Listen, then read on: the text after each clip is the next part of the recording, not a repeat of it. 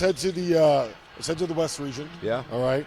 We have Alabama taking on North Carolina, and we have, out of nowhere, totally unexpected, the second biggest Cinderella in the NCAA tournament today, your mid-major Clemson Tigers. So two out of the four in that region. What conference were they from? The ACC. They were from the ACC. I hope they play. Well, actually, I really don't want them to play each other. When you go through a rigorous conference all year, you're ready for this competition come tournament time. That's just what happens at this point. What are we talking about? Go ahead. Clemson won. They beat Baylor. Go. No. Go. Clear, hey, look. ISO, clear out. No, What do you call it? What is it? Thumbs up, right? Thumbs up? Thumbs up. Thumbs up. It's get out of the way is what it was when I was in Europe. When T.O. saw that, oh, man. Yeah, thumbs up. Just go started ahead. salivating. That's it.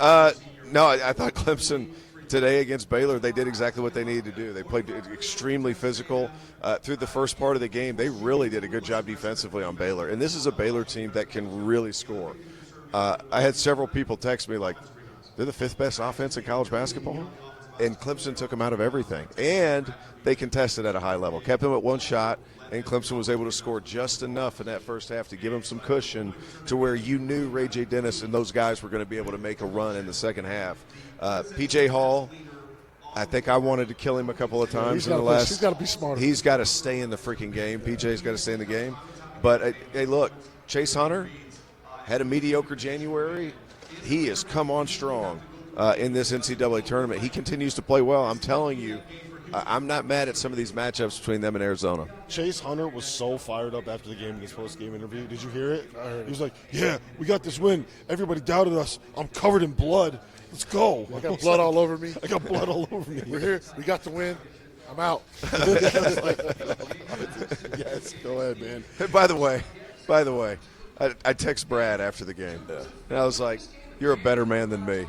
Because Rothstein earlier this season in January said the ACC looks like a two-bid league. I would have looked at him, not bad for a two-bid league, huh, big guy? I mean, I think part of it came what down. Rothstein does, but like two-bid league's crazy. I think part of it comes down to experience at the end. Yeah, because absolutely. if you looked at it, who made their free throws down the stretch and who didn't? Jacoby Walter did not make his free throws. Freshman, Shocking, actually. talented, but again, you're a freshman. Yeah. You're a freshman. That moment is season on the line. Right. Also, you're about to be a multimillionaire in 3 months. P.J. Hall made his, right? Joe Girard hit his. Joe Girard hit his. R.J. Godfrey hit his, and he's a 55%. That's what I'm saying. free These throw. dudes are older. Ryan Elvin They hit understand how to his. play. Ryan Elvin. And I'll tell you what, that one shot, the M1 from Shiflin, how great was that? Oh, it was awesome. That was incredible. They're a good team. Again, they went through their lull in the middle of the year there when people started to build them up, and I feel like they kind of got their mojo back towards the end of the year. Chase Hunter. He's the key. He's the key because Well, all right, And Jack Clark got healthy. yeah, they didn't have him for the longest So time. we got Clemson and Arizona here. How's that matchup? Guys, the more I think about it, the more I'm not really mad at it. Omar Ballo and P.J. Hall. P.J.'s going to be able to pull him out because he shot the ball well this year. The forward position, you want to talk about two junkyard dogs between Ian Shefflin and Keyshawn Johnson? Mm-hmm. Man, that's two hard-playing dudes. Chase Hunter, whoever they match him up with, whoever's playing the three position, they Jack Clark against Pelle Larson. Like, man for man, I'm not mad at the matchup. Gerard's seen a lot of Caleb Love. He has. Man for man, I'm not mad at the matchup. Clemson's going to have to play slow. They're going to have to play slow to win that one. But I like the more I look at that matchup, the more I'm not all that dejected that it's Arizona. It's big bad Arizona. That's all well and good, but Clemson matches up man Arizona for man. let you down too. Huh? Arizona will. I mean, there's been times this year where you looked at the score like, what happened? Yeah. So they're capable of winning that game. It'd be awful that Been a long time since a Pac-12 team won a national title, boys. Yep. A long time. It'd be awful if North Carolina and Clemson had to play in the Elite Eight Oh, too. no. Yeah, just be but nasty. It'd be terrible. we haven't mentioned this yet. And I think it needs to be brought up. Clemson, Arizona, Little alumni battle right here. North Carolina. I think a wager needs to be I'm not made losing here. another bet where I got to wear I think something. a wager needs to get come made on. here of I some mean, sort. We'll figure it out. To find out what that wager is going to be, make sure you come back after the break. We'll be talking a little bit about Alabama and North Carolina and what should end up being a game that has 800 points scored in it. That's next. Welcome back to this Sunday evening edition of Field of 68 After Dark. Jeff Goodman, John Henson, Terrence Oglesby. I'm Rob Doster. Alabama survives Grand Canyon in one of the ugliest, craziest, drunkest basketball games I've ever watched in my entire life. Alabama gets it done. They make it to the Sweet 16. They got North Carolina next. North Carolina rolled Michigan State yesterday. Henson, how do you feel about this matchup? How do you feel about your Tar Heels? How do you feel about watching a game where we're going to have 135 points scored by each team? First of all, the Grand Canyon Alabama game, I thought I was like in the AAU, like watching the AAU game back in like 2012 at 9 o'clock on Sunday. Like, it was just a lot going on. But as far as North Carolina versus Alabama, it worries me only because I think Alabama keeps it close by their style of play just because of the back and forth nature of it.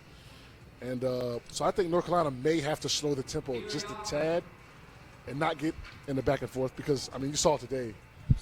It went from a 3-point Grand Canyon lead to a 10-point Alabama lead in like a minute and a half. So that worries me a little bit, but I think North Carolina does prevail. RJ versus Sears.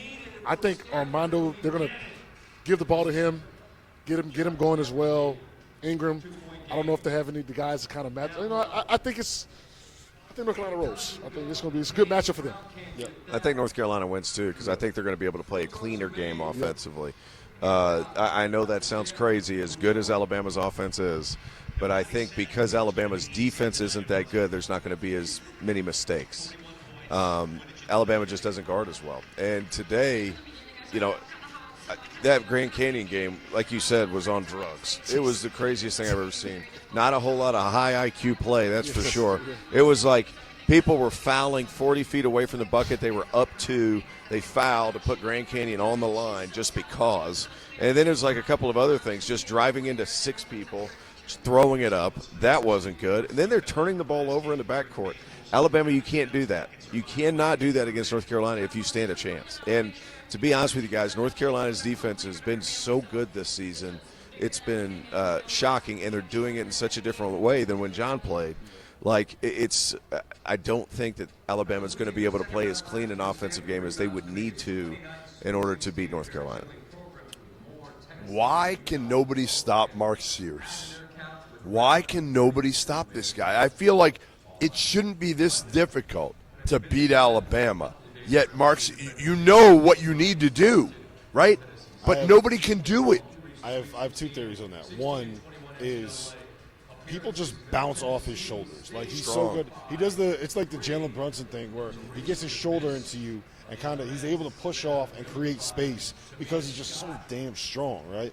And then he's also, like, his step back jumpers, like, he creates like 8 feet of space, and there's like, it doesn't matter how tall you are. There's just nothing you can do And in person, we saw him, and he's got like a burst to him that you don't see really on TV. That he's able to get by guys. Yeah, it's the same. But still, I just feel like it shouldn't be that hard because he's number 1, 2, 3, 4, and 5 on the scout, right? Like, you stop him. Well, he also has the neon green light. I think that is also something. He plays with so much confidence, and I mean, Alabama was the pocket pass where he caught, or the lob, he caught it in the air and kicked it to the corner. Like, they just have a high level offense, man. So they're fun to watch. And Sears kind of just plays off that, and you know, with the shooting and everything they have going on, it kind of spaces out the defense a little more, and that helps him get in there and do his thing. Well, let's be honest. Like, he has to create for his teammates because, you know, they got the Nelson kid who can't really do it on his own at this level. Aaron Estrada hasn't been a playmaking guard that they thought he might be able to be. That's what I'm saying. It's amazing. Yeah, it really is amazing when you look at it. Everything. He has done everything. Yep.